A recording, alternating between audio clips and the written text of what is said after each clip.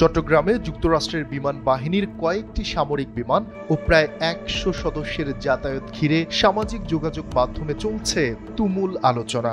সেখানকার শাহ আমানত আন্তর্জাতিক বিমানবন্দরে অবস্থানরত কয়েকটি সামরিক বিমানের ছবি বা ভিডিও শেয়ার করে ফেসবুকে কেউ কেউ লিখেছেন, চট্টগ্রামে আমেরিকার যুদ্ধ বিমান, তাহলে কি ক্ষমতা টিকিয়ে রাখার জন্য আমেরিকার কাছে দেশ বিক্রি হয়ে গেল?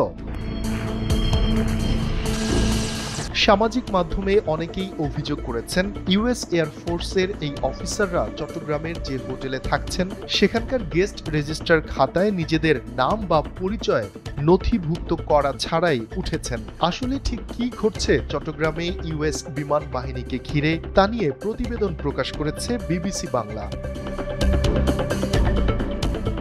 প্রতিবেদনে বলা হয়, বাংলাদেশের আন্তঃবাহিনী জনসংযোগ পরিদপ্তর আইএসপিআর মঙ্গল ও বুধবার 2 দিনের 2টি সংবাদ বিজ্ঞপ্তি দিয়ে জানিয়েছে, চট্টগ্রামে বাংলাদেশ বিমান বাহিনী ও যুক্তরাষ্ট্রের প্যাসিফিক এয়ারফোর্সের অংশগ্রহণে 7 দিনব্যাপী অপারেশন প্যাসিফিক এঞ্জেল 25-3 এর যৌথ মহড়া চলছে।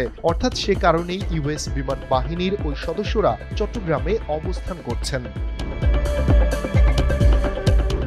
অন্যদিকে ঢাকায় যুক্তরাষ্ট্রের দূতাবাসের ফেসবুক পেজেও এই যৌথ মহড়ার খবর পোস্ট করা হয়েছে। যৌথ মহড়ার সংবাদ বিজ্ঞপ্তিও দেয়া হয়েছে গণমাধ্যমে। এতে বলা হয়েছে, প্যাসিফিক এঞ্জেল মহড়ার মাধ্যমে প্রতিরক্ষা সহযোগিতা এগিয়ে নিয়ে যাচ্ছে যুক্তরাষ্ট্র ও বাংলাদেশ। আইএসপিআর এও জানিয়েছে, এমন মহড়া নতুন কোনো বিষয় নয়। এর আগেও বাংলাদেশের বাহিনীর সাথে যুক্তরাষ্ট্রের বাহিনীর এমন যৌথ মহড়া অনুষ্ঠিত হয়েছে। এদিকে চট্টগ্রামের রেডিসন ব্লু হোটেল কর্তৃপক্ষ জানিয়েছে, নথিভুক্ত হওয়া ছাড়াই যুক্তরাষ্ট্রের কিছু অতিথি সেখানে থাকছেন এমন অভিযোগ একেবারে সত্য নয়।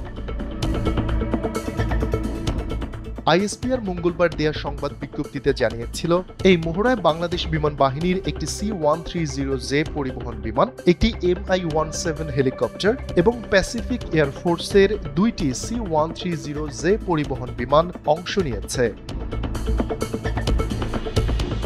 এছাড়া বাংলাদেশের বিমান বাহিনীর 150 সদস্য এবং যুক্তরাষ্ট্রের প্যাসিফিক এয়ারফোর্সের 92 জন সদস্যের অংশগ্রহণে এই মহড়া অনুষ্ঠিত হচ্ছে। নাম প্রকাশে অনিচ্ছুক হোটেল কর্তৃপক্ষের একজন ঊর্ধ্বতন কর্মকর্তা বলেন, প্রায় 100 জনের একটি দল যুক্তরাষ্ট্র থেকে এখানে এসেছেন। অন্যান্য অতিথিদের যেভাবে হোটেলে পাসপোর্ট, ভিসা কপি দিয়ে উঠতে হয়, তাদেরও একইভাবে উঠানো হয়েছে। কিন্তু তারা যুক্তরাষ্ট্রের এয়ারফোর্স সদস্য কিনা তা নিশ্চিত নন বলে উল্লেখ করেন। তবে তারা সামরিক বাহিনীর বলে অনুমান করেন ওই কর্মকর্তা।